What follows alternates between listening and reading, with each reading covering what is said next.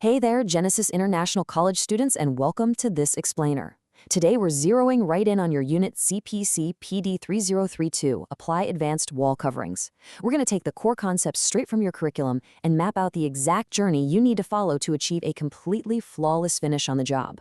Think of this as your master guide, taking you from raw materials all the way to that final perfect installation. Let's get started. Here's the roadmap for today's job. We'll look at standard wallpaper versus wall coverings, check out some specialty materials, cover safety and site prep, figure out the right adhesive, dive into preventing common defects, and finally, run through essential quality checks. Let's get to it. All right, kicking things off with Section 1, Wallpaper versus Wall Coverings. So you've already tackled standard domestic wallpaper in a previous unit, but commercial coverings? Whole different ballgame. As you can see, commercial wall coverings are way stronger, significantly heavier, and just incredibly durable. Because of all that extra weight, putting them up demands highly specific techniques. And yeah, it carries a much higher price tag too. You're not just slapping paper on a wall anymore, you're literally engineering a durable architectural finish.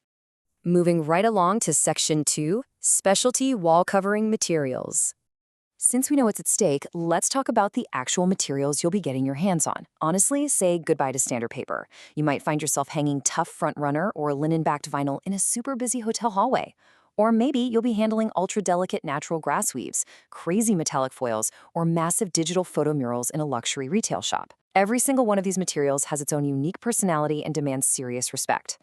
Now, this is a great comparison of two classic, heavily embossed materials you absolutely need to know, Anaglypta and Lincrusta. Anaglypta, which actually traces its roots back to an 1887 British company, is usually made from vinyl or paper. It's totally hollow underneath the embossing, and you're meant to paint over it. Lincrusta, that is a completely different, totally solid material. Mixing these two up on the job site will completely derail your application and finishing process, so keep them straight. And then, of course, we have flock wall coverings. These feature raised, luxurious, velvety designs manufactured from synthetic materials. The absolute most important thing to remember with flock is its environment. Because of that velvety synthetic texture, it's a massive magnet for moisture. So, you must never ever install it in wet areas like bathrooms or kitchens. Seriously, putting it there is a guaranteed recipe for failure. Okay, Section 3, Safety and Site Preparation. Knowing your materials inside and out is really only half the battle, right? Your site procedures mandate strict standard precautions. We're talking safety boots, appropriate clothing, hard hats, and eye protection. Those are your absolute bare minimums. Plus, if you're in a renovation context, you have to strictly follow your organization's asbestos management policies. If you even suspect you've spotted asbestos-containing materials, or ACM, you stop immediately and report it. Safety is always, always the very first tool out of your box. Getting the site ready follows a super strict, logical sequence.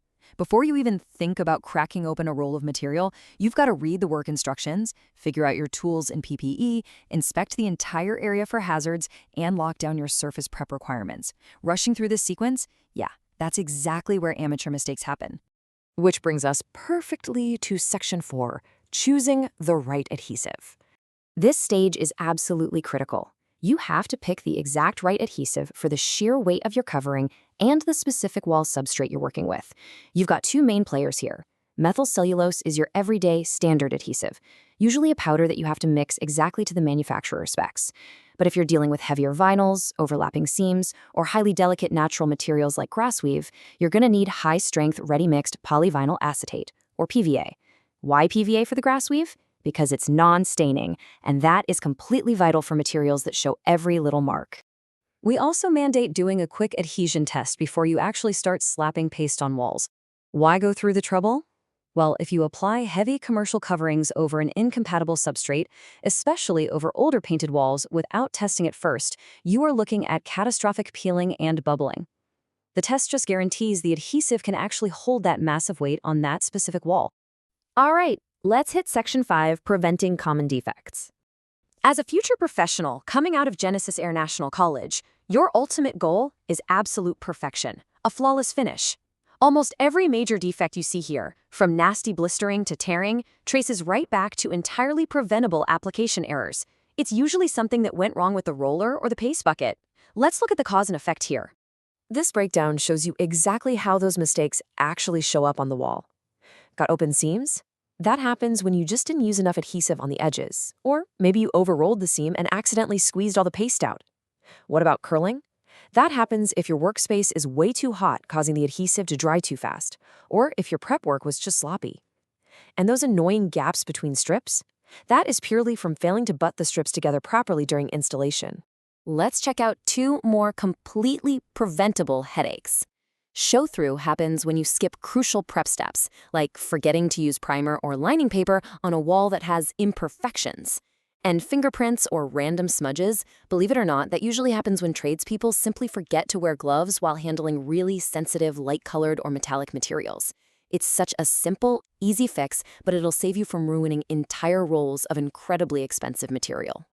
And finally, Section 6, Essential Quality Checks. We are in the home stretch now. This final step is literally what separates the amateurs from the true professionals. Before your blade even touches the material for that very first cut, you absolutely must inspect your rolls. You have to verify the batch and die lot numbers to make sure the color is perfectly consistent. You need to look over the roll for any manufacturing rips or random ink spots, and you've got to confirm that the thickness, the sheen, and the shading are totally uniform across every single piece of material going on that wall. So I want to leave you with one absolutely crucial question before you step onto your next job site. Think about this. How much time, money, and professional reputation are you going to lose if you skip a basic 5-second batch number check and wind up with a 2-toned wall in a high-end corporate lobby? Respect the materials, strictly follow your checks, and you will deliver an incredible finish every single time. Good luck with your CPCPD3032 unit, Genesis students. You've got this.